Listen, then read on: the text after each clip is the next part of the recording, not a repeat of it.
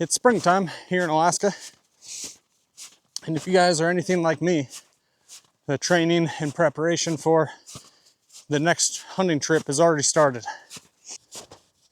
And with hunt preparation in mind, I made a video explaining how to use MOA to help judge the width of antlers on a moose. Speaking of moose, there's one right there.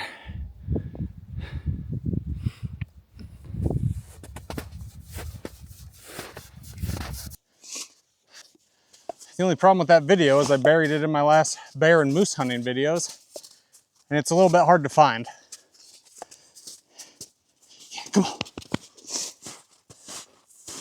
So, without further gilding the lily,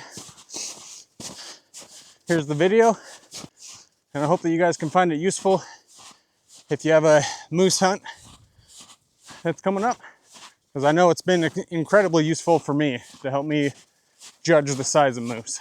So, I hope you guys enjoy. Over the course of the next few hours, my father and I had an interesting conversation. He asked how I was judging the antler spread so accurately of these moose. I got a really good look at them. It's just over 40 inches. I knew my uncle's bull was over 60 inches in a matter of a few seconds. Now, if you're like me, you've probably consumed the majority of moose hunting content on YouTube. And in a lot of those videos, you see the same thing.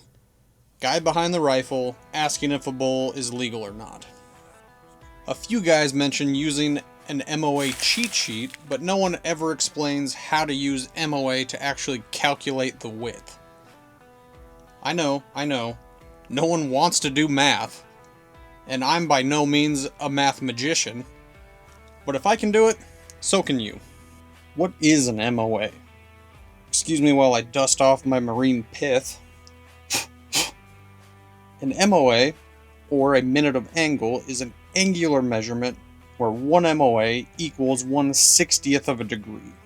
We all know that there are 360 degrees in a circle, but each of those degrees contains 60 minutes of arc, totaling 21,600 minutes of angle in a complete circle. Let's just visualize our shooter in the center and the target on the edge of our circle here. Our distance from the shooter to the target is simply the radius of our circle. For any given distance or radius, 1 minute is equal to 2 times pi times our radius divided by 21,600. If our range is 100 yards, this is also equal to 3,600 inches. We use 3,600 inches for our radius. This now looks like 2 times pi times 3,600 divided by 21,600, which equals 1.0472 inches, or 1.047 rounded. In most cases, rounding to 1 inch is fine. But 1 MOA at 100 yards equals 1.047 inches, not exactly 1 inch. Using this number, we can obtain a more accurate figure. Now, you can forget the majority of the number salad I just presented. You just need to know that that's what 1 MOA equals at 100 yards.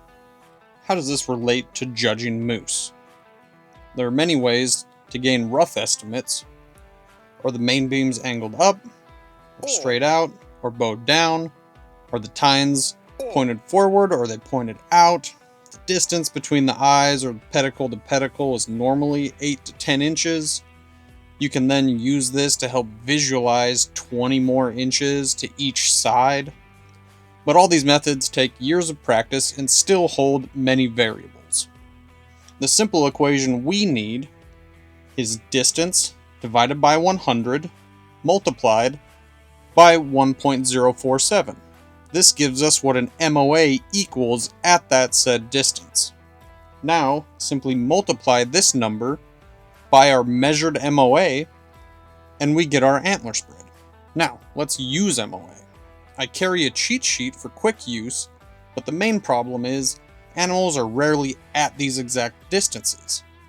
For example, this moose is at 225 yards. Using my cheat sheet, I know this bull should measure between 23.8 and 19.1 MOA, so roughly 21 MOA. If he's less than 19, we already know he's not making 50, but let's figure out just how wide he really is.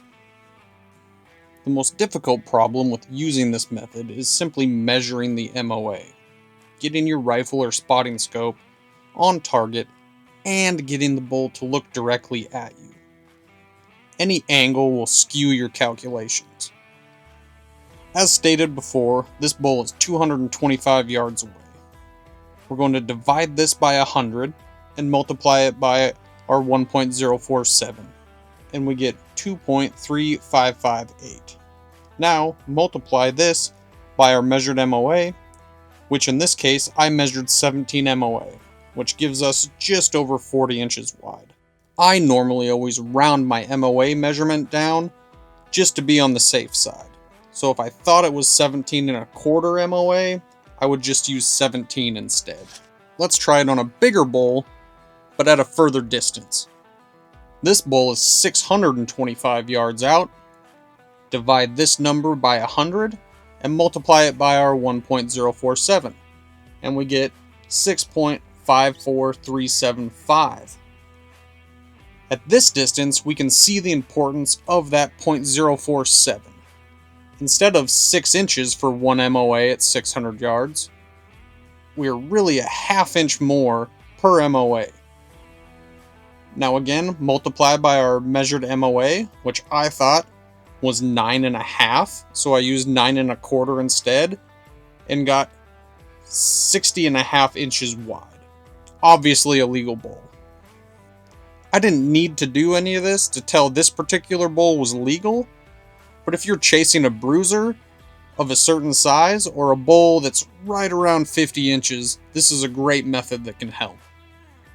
In actuality, this bull measured just over 64 inches.